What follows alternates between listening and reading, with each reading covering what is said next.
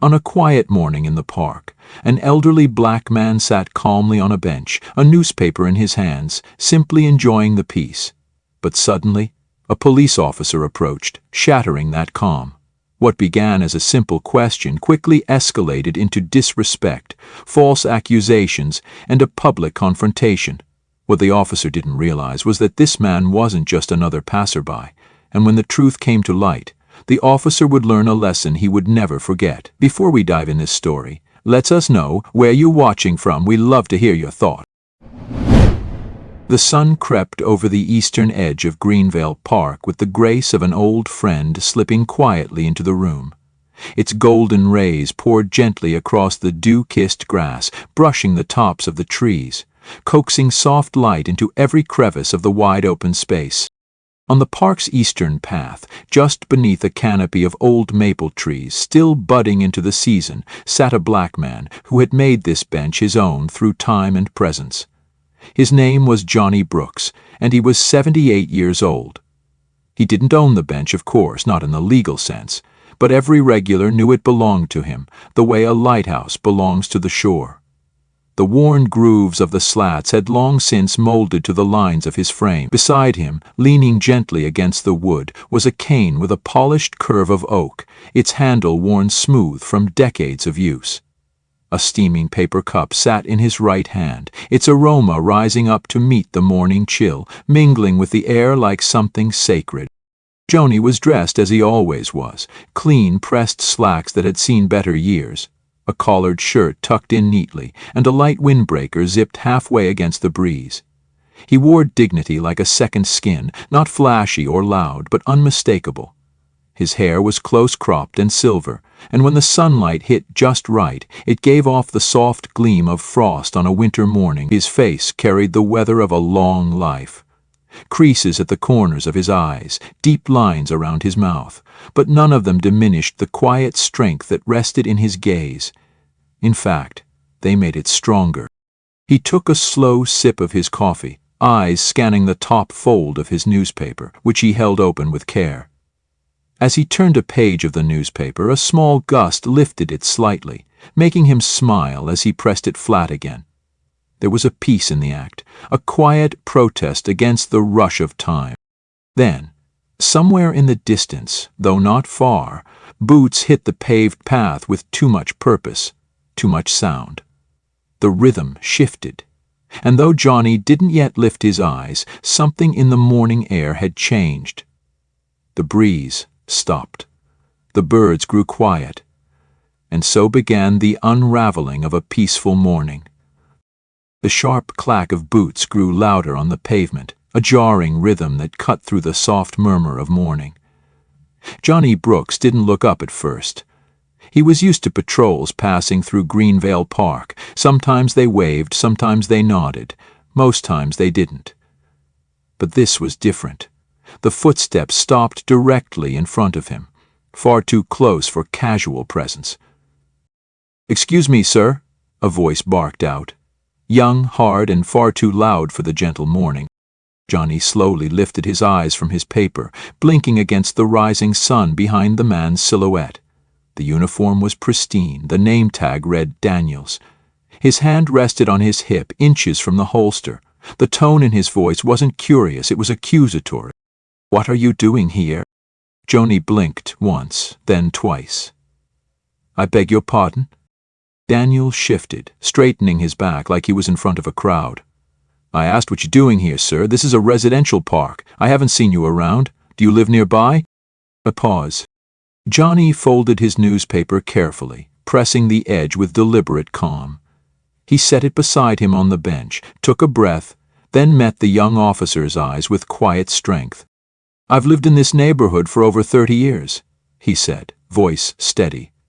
"Just down the street, Maple Avenue." Daniels's jaw twitched. "That's so. Because I don't recognize you. You got ID to prove that?" The question landed like a slap. Johnny's hands tensed slightly, but he kept his voice calm. "I don't carry identification to drink my morning coffee. I'm not required to." Daniel stepped in closer, the toe of his boot now brushing the edge of the bench. This area's had reports of loitering. Suspicious activity. I need to verify. I am not suspicious, Johnny said firmly, cutting in, his chest rising with emotion now pressing forward. I helped design this park. That bench you're standing next to? I had a say in where it was placed. I am not loitering. I am home. Daniel scoffed. Sure you did, he said, sarcasm thick in his voice. You expect me to believe that? Johnny lifted his cane now, using it to steady himself as he rose, slow but proud. Believe what you want, son, but I'm telling you the truth. I've walked this path longer than you've worn that badge. I'm not your son, Daniel snapped, and this isn't a debate. You either prove you live here or move along. I will not be bullied out of a public space, Johnny said, louder now. A few heads turned. A jogger slowed her pace. A man walking his dog paused mid-step. Daniel's jaw clenched, his fingers twitching near his belt. Don't make this harder than it needs to be. If you're refusing a lawful order, it's not lawful to demand I leave my own community, Johnny said. I'm not breaking the law. I'm sitting on a bench. Daniel stepped even closer, now looming over Johnny, his face inches away. That's it. I've had enough of your mouth. Turn around, hands behind your back. You're under arrest for trespassing and resisting a lawful order. Johnny's heart pounded in his chest, not out of fear, but rage. Decades of fighting for dignity, for peace, for justice, boiling now in his blood. He lifted his cane between them. He said, I live here 30 years. You don't get to erase that with a badge and a threat. Daniels's face flushed with anger. In one quick motion he grabbed Johnny's arm, jerking it forward. The cane clattered to the ground, echoing off the pavement with a hollow ring. Johnny staggered, the sharp pain in his shoulder making him wince. Please, he gasped, trying to brace himself. I have a heart condition. Then stop resisting, Daniels growled, pushing him harder, twisting the arm behind his back. I'm not resisting, Johnny cried, pain twisting his voice. I can't, just give me a second. His knees buckled slightly. The newspaper fluttered to the ground, pages flapping like startled birds. Hands behind your back, Daniels barked again, reaching for his cuffs, ignoring the strain in the old man's voice, the gasps for breath, the sound of people beginning to shout in the distance. And still.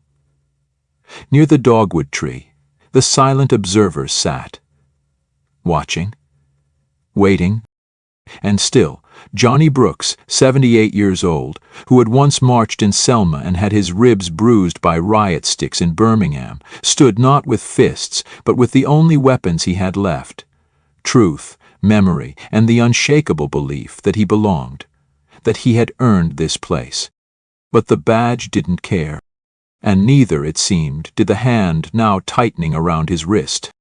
The park that had started so quietly had become a battleground once again. Johnny's knees buckled further under the strain, breath catching in his throat as his arm was yanked behind him. A searing jolt ran through his shoulder, and the world around him blurred slightly, like watercolors bleeding across a canvas. The warmth of the morning sun now felt distant, replaced by the pounding of blood in his ears, by the iron grip of injustice squeezing around his chest. I can't breathe, he managed, his voice rasping, his weight collapsing against the bench. Please, Daniels, still gripping his arm, grit his teeth. Stop resisting, he snapped, though Johnny was doing no such thing. And then, a voice, calm, firm, and deeper than the commotion that surrounded it. A voice that carried, not because it was loud, but because it carried authority. 11. Go. The sound cut through the tension like a blade. Everything froze. The birds stopped chirping. A breeze rustled the leaves of the dogwood tree, and the man who had been sitting in its shadow finally stood. He was tall, built like a man who had once chased down criminals through alleyways, but had since traded the speed for presence. His shoulders were broad, his gait deliberate, and as he stepped forward into the light, the morning sun framed his salt and pepper hair in a halo of soft gold. Officer Daniels turned, startled. For a moment confusion creased his face, then recognition dawned, color drained from his cheeks. Chief Reed, I didn't see you there, sir. The man didn't respond at first. He came to a slow stop just feet away from them. His eyes, sharp and steady, locked onto the young officer's hand still gripping Johnny's arm. "I said," he repeated, more quietly this time but somehow even more dangerous, "let him go." Daniels hesitated, then quickly unclasped his grip and stepped back like he'd touched a live wire. Johnny, gasping, dropped back to the bench. He clutched at his chest, willing his heart to slow down. The tall man moved to his side, crouching down, not with panic but with deep, practiced care. "You all right, Johnny?" he asked, voice low, gentle now. Johnny looked up, his vision still fuzzy. It took a second, but then he saw clearly. The voice, the face, that stance. A slow, worn smile tugged at the corners of his mouth. "Samuel, is that you?" Chief Samuel Reed nodded once. "It's me. Lord have mercy," Johnny murmured, letting his eyes close for a moment. "Didn't think I'd be glad to see a badge this morning." Samuel gave a faint chuckle, but there was no humor behind it. He turned, rising to his full height, and fixed his eyes back on Officer Daniels. Now that the adrenaline was gone, Daniels looked small. His confidence shriveled beneath the weight of what he'd just done. "Do you have any idea," Chief Reed began, each word clipped, slow, controlled, "who this man is?" Daniels swallowed. "Sir, I was responding to a potential loitering situation.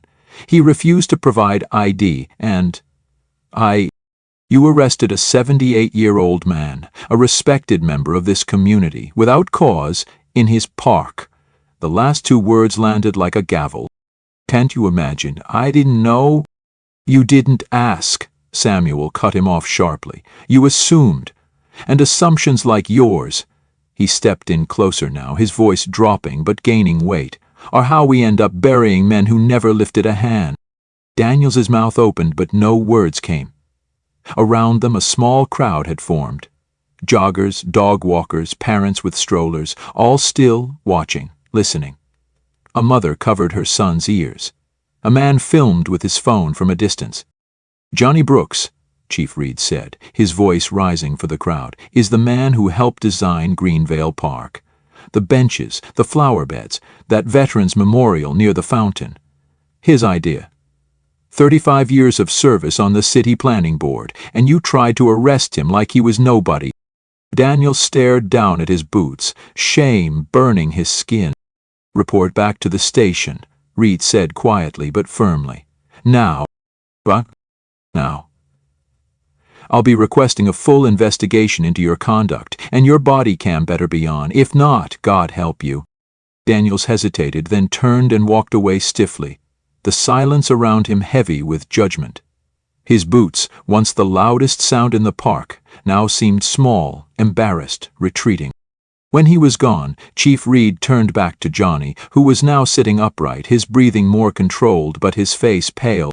"You scared the hell out of me," Samuel muttered, crouching again. "You all right?" Johnny nodded weakly. "I'll live. I've seen worse." Then, with a grim smile, "But I thought I'd left this part of the struggle behind." Samuel let out a slow sigh, rubbed his chin. "So did I. But the work's not done. Not by a long shot." Johnny looked up at him, his gaze steady now. "You walking the beat this morning, or was this fate?" Reed stood and scanned the park, his hands on his hips. "Let's call it both. I've been making surprise visits around the district, trying to see how my officers actually behave when they think I'm not watching." "Well," Johnny said, brushing crumbs from his slacks, "you picked a hell of a morning." Chief Reed nodded, and I'm glad I did. "This," he gestured to the bench, the crowd, the cane still lying on the ground, "this is exactly what we're trying to prevent." There was a long pause. Then Johnny reached down and picked up his cane with slow care. "You said there'd be an investigation?" "Absolutely, and Daniels will be off the streets starting now. But more than that," Reed turned toward the gathering crowd, many of whom were still staring, silent, waiting to see what would happen next. "We're going to use this as a moment, a lesson. Johnny raised an eyebrow. A lesson? Reed turned back to him. You still got a voice, Johnny. Still got stories worth hearing. I want you to come speak to the department, all of them. Let them know who we serve and why it matters. Johnny leaned back on the bench, his expression unreadable for a moment. Then he nodded. All right, but only if they're willing to listen. Samuel Reed smiled faintly. They will, one way or another. As the two men sat together, one in uniform, one in pain but unbowed, the morning sun climbed higher over Greenvale Park, washing the path in golden light. The tension of earlier had not vanished, but something had shifted. A crack in the wall, a seed of reckoning planted in plain sight. Because a badge alone did not command respect, and silence was no longer an option. And the bench? That wasn't just a seat, it was a witness. The commotion had long since faded, the crowd thinned like fog after sunrise. Only the quietest sounds remained, the rustle of breeze through dogwood leaves, the distant clink of a swing chain in motion, the steady ticking of memory as it rose to the surface. Johnny Brooks sat with his back straight once more, cane resting across his lap like a scepter. His fingers ran absent-mindedly over its smooth surface. Aged oak, polished by time and touch. Beside him, Chief Samuel Reed remained silent, arms folded across his chest, his eyes watching the far end of the park where Daniels had disappeared moments earlier. The silence between the two was not awkward. It was full of things long buried, of years lived and things endured. I remember, Johnny began, voice low, like gravel worn smooth by rain, when this place was nothing but overgrown brush and broken glass. You wouldn't bring your children here, not even in daylight. Reed didn't interrupt. He knew what was coming was sacred. We held meetings right under that willow tree there, Johnny continued, nodding gently toward a spot near the west path. The city said it was a redevelopment zone, but we knew what that meant. No one was going to spend a dime unless they had a reason, so we gave them one. His eyes gleamed, not with pride, but with memory. I went door to door. Black homes, white homes, didn't matter. I asked one question. Do you want your kids to have a safe place to play? Not everyone answered kindly, but enough of them said yes. And slowly, they came around. He looked down at his cane, smiled faintly. This used to be part of the old Oakwood Bridge. You remember that one? Samuel nodded. Barely. I was a kid. Most folks wanted it torn down, said it was too old, too unstable. But I fought to preserve a section of it, had it carved into walking sticks and benches. A symbol. Reed tilted his head. A symbol of what? A bridge, Johnny said, simply. Between us. Between then and now. There was a long pause, and then Johnny pointed toward a rusted iron sign near the edge of the walking trail. Faded, but still legible if you looked closely, its letters ghosted across the metal like scars. Separate is not equal. We left it up on purpose, Johnny explained. City said it was bad for image. I said it was real. That was the sign over the drinking fountain that used to be where the flower bed is now. I wanted every kid who ran past here to see it, to ask questions, to understand why their grandparents marched. Reed was silent. He had walked by that sign countless times and never truly seen it. Now it stared back at him with a kind of quiet defiance. You see, Johnny said, his tone growing heavier. They don't ask us about this history, not really. They ask us for our ID, for proof, for patience, but not our stories. He adjusted his coat, his hand suddenly unsteady, and Reed instinctively reached out to help, but Johnny waved him off gently. I'm fine, he said, just old, not broken. They sat there a while longer, the sun creeping higher now, warming their backs. A few children passed by with scooters. One little girl with pink braids slowed near the bench, eyeing the two men curiously. She smiled at Johnny, then kept going. I come here every week, Johnny said after a moment. Same bench, same time. It's my ritual. Reminds me that I'm still here, that I matter. Samuel studied him for a moment. You matter more than most of us will ever know." Johnny chuckled, then coughed. "Maybe, but the world's not built to remember men like me. It moves too fast, too loud." Samuel's gaze shifted again toward the fountain at the center of the park, circular, tiled with mosaics, children's handprints pressed into stone. Johnny's idea, too. "Do you regret staying?" Reed asked. "Greenvale's changed. Most of your old neighbors moved out, sold off." Johnny's eyes scanned the landscape as if seeing ghosts. "Change is part of the deal," he said softly. "We fought for the right to be here, to belong. If I left, I'd be giving that up. My roots are deeper than concrete." He gestured to the tree above them, its limbs arching wide like arms. "This oak's grown a little more every year, just like us. You prune, you tend, you weather the storms. But you don't walk away." Reed sat back, letting the words settle. The kind of silence that demanded reverence followed. Even the breeze seemed to hush. Then Johnny turned toward him, eyes sharp once more. "That boy, Daniels, he's not the disease. He's a symptom." Reed nodded solemnly. "But what are you going to do about it?" The question didn't sting. It grounded. "I'll handle it," Reed said. "And I want your help." Johnny raised a brow. "You already got it." He smiled again, the kind that came from deep places, earned across decades. The weight of years settled around them, but not like chains, more like the gravity of truth finally acknowledged. In that moment, it didn't matter that the world outside was quick to forget. They remembered. And the park remembered too. Through its benches, its bricks, its roots, and the cane carved from the bridge that once divided a town. Because sometimes memory is the monument. It had been 3 days since the incident. The town of Greenvale, normally still in its rhythms, now buzzed like a wire pulled too tight. What happened in the park had not gone unnoticed.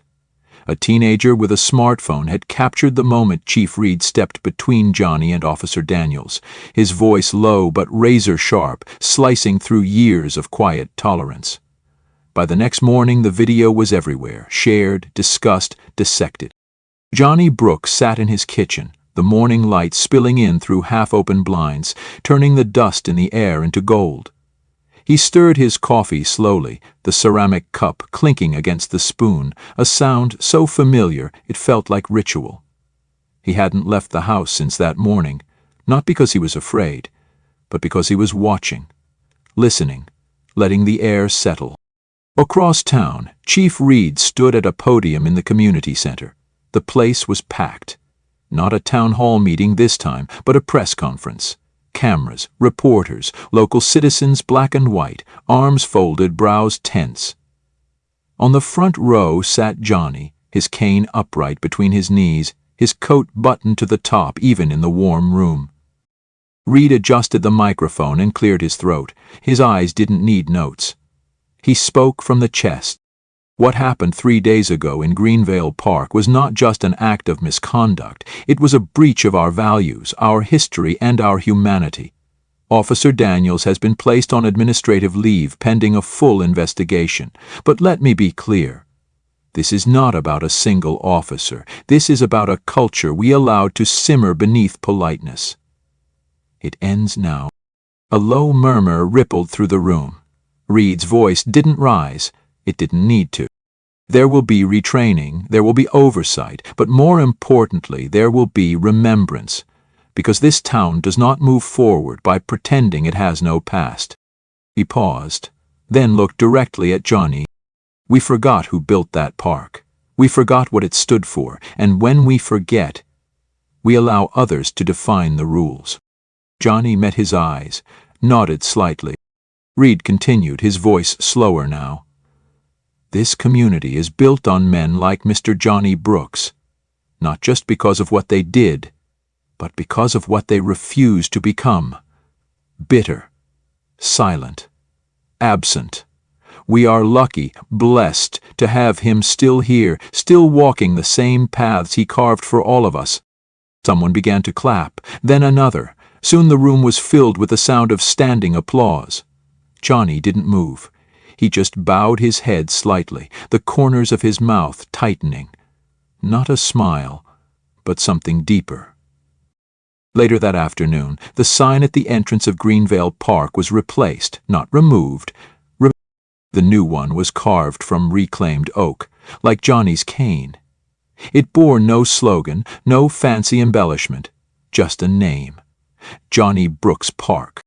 Beneath, in smaller letters, in honor of those who built bridges when others built fences. Across town, Officer Daniel sat alone in an interrogation room. No lights, no cameras, just an internal affairs investigator asking quiet questions and writing careful notes. Daniels answered stiffly, arms crossed, jaw locked, still convinced in some part of him that he had done nothing wrong.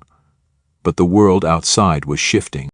In the weeks that followed, students from the local high school organized a walk to the park, not a protest, an acknowledgement, a tribute. They listened as Johnny spoke about the summer of 1964, when the land was just mud and promise, when hammers drowned out the sounds of doubt. He didn't raise his voice, he didn't preach. He told stories. One of the students, a quiet boy named Andre, asked, "Do you think things are better now?" Johnny looked at him, long and slow. "They're different," he said. "Not always better.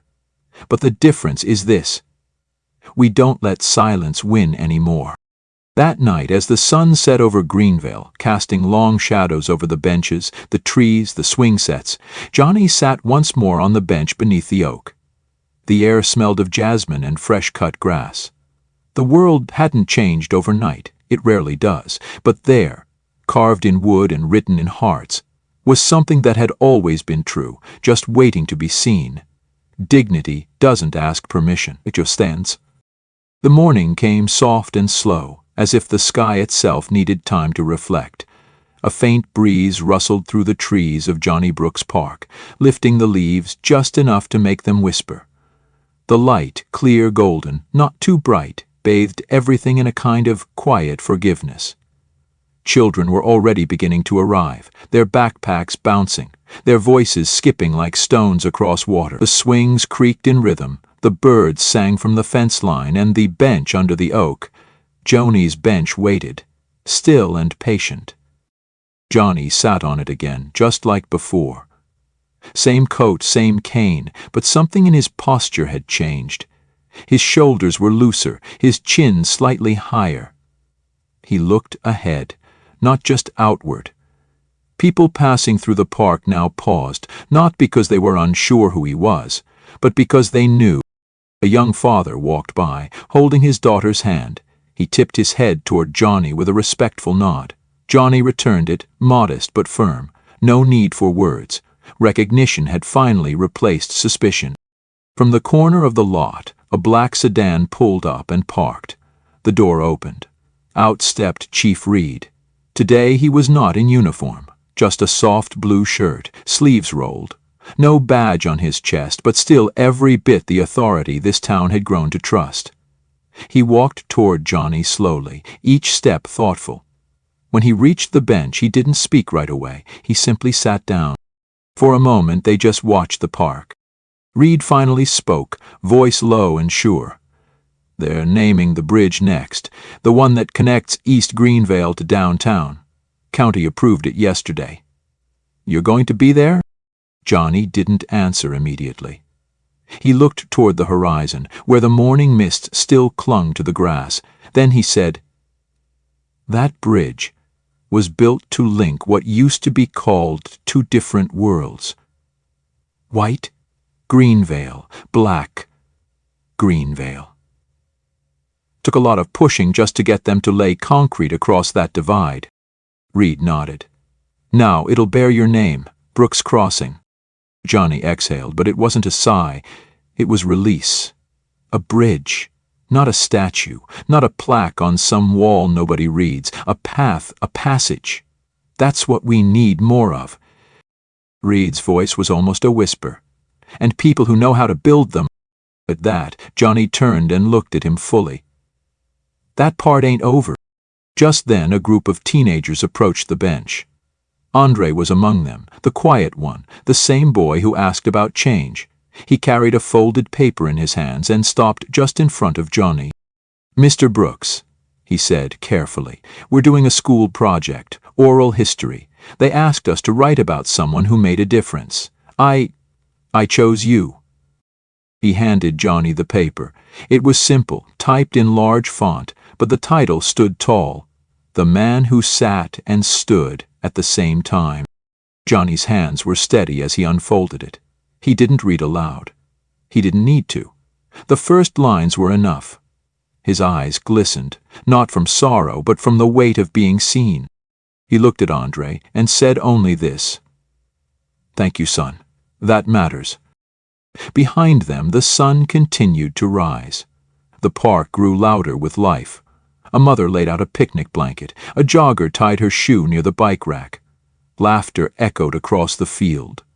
Johnny and Reed sat in the center of it all, still and rooted, like the bench, like the tree that had stood there longer than either man could remember. No ceremony, no announcement, but something had changed. And though the world would move on, though new days would bring new storms, this morning, this park, this bench, whispered something true to all who passed. Dignity does not demand attention. It endures. And when the world forgets, it simply waits until it is remembered.